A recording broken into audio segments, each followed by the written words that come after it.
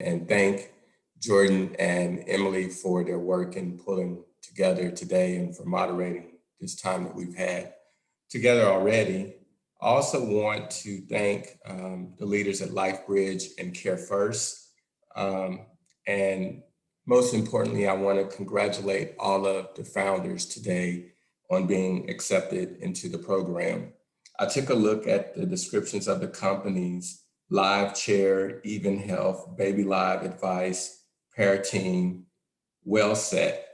And I am really impressed with the missions of your company and the progress that you've made to date.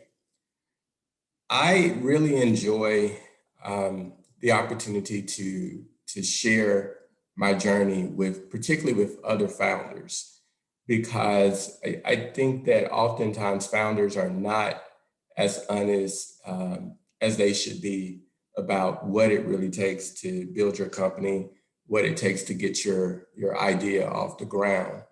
And as Jordan alluded to, my experience was a collision of my personal experience as well as my professional experience. And so if you'll indulge me, I'll share a bit of my story with you all.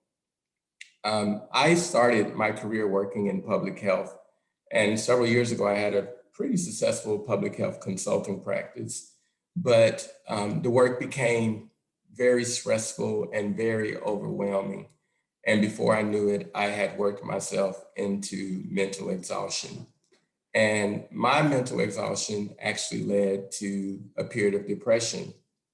And I ultimately saw three therapists before I could find a therapist who I could connect with.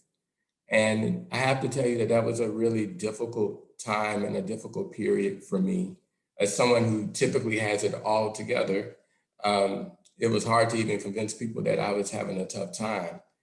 But I eventually found a therapist, Dr. Tony Spann, and Tony eventually came to work at our company as our first chief clinical officer. And after my recovery with Tony, I was asked this question: had I ever considered doing anything in digital health? And in that moment, literally in that moment, it was October 24th of 2017, my company was born. And I have to tell you, I think your journey, all of you all are on journeys that will unfold very differently. But I think the important question that every founder should be speaking to every day when they wake up is, why me and why now? That question was actually given to me by one of the leaders from Morgan Stanley, Carla. Some of you may know her. And that question drives me every day. Why me? Why now? As founders, you've been given an idea. And I really see a founder as a steward of an idea. And what's going to happen is people are going to tell you the idea won't work. Some people will believe in the idea. Some people will just think that you're totally on the wrong road. But you have to be a steward of the idea. You have to know for certain that you're solving a problem that only you have the answer to. Again, why me? Why now? The second thing I want to stress that's super important is everybody's going to tell you how you should do it, how you should pitch, what your elevator speech should look like. And at the end of the day, you have to find the style that is most comfortable for you. There are going to be 1,000 ways to build your pitch deck. There's 1,000 ways to give your elevator speech. But you have to figure out your own delivery style. You can't show up and present like the next person. You have to develop your own style. And the final point that I think is really important that we don't hear or talk a lot about as founders is the discipline that it takes. When I think back about the years where I was pitching and telling my story, I wrote about this a few days ago. It felt like I was literally hollering into a black hole and no one was believing me. And I had to develop like this discipline, a discipline of hearing no and not losing doubt in myself, a discipline of getting up every morning and working like my life depended on this idea, even when things were not working out, because I believed in the idea and I knew that I was the steward. And so this discipline is something that if you don't have it, I'm afraid you won't make it.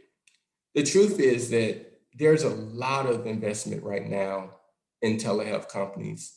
And while, we're fortunate at Hurdle that we have received our initial series funding, the truth is it's a very competitive market. And all of you are solving problems that need to be solved, but there's someone else who's getting up every morning trying to solve the same problem that you're trying to solve. And they're talking to the same investors and so forth. So the discipline is super important. I just want to say, when I think about being accepted into programs like this, I think about my own journey. And I actually thought about this morning before the event. I participated in 5 programs somewhat similar to this. And each of those programs came at an incredibly important time. The first, because they gave validation to the idea. And your idea now has been validated by 1501. It's been validated by Care First and LifeBridge. That validation is super important. But these programs, each program, you will take something from that becomes a part of your delivery, of your style, your ecosystem indefinitely. For every program that I participated in, I took something. And now those program leaders, the founders, the funders of those programs are in my trusted circle of advisors. So this opportunity should not be taken for granted. The curriculum may be intense, but it will be worth the patience of working through it because you'll be able to grab the things that you need. I wish I could tell you that this will be easy, that securing the funding, building your product will be easy. The truth is it's not easy. If it were easy, everyone would be doing it. And then the other secret I'll let you in on is that when you do cross over and raise a significant amount of cash, you get a whole new set of challenges that you have to solve. And making those tech payments or making payroll become like the smallest things that you're worried about. You get more focused on HIPAA compliance and your product, et cetera, and managing people. So this isn't easy.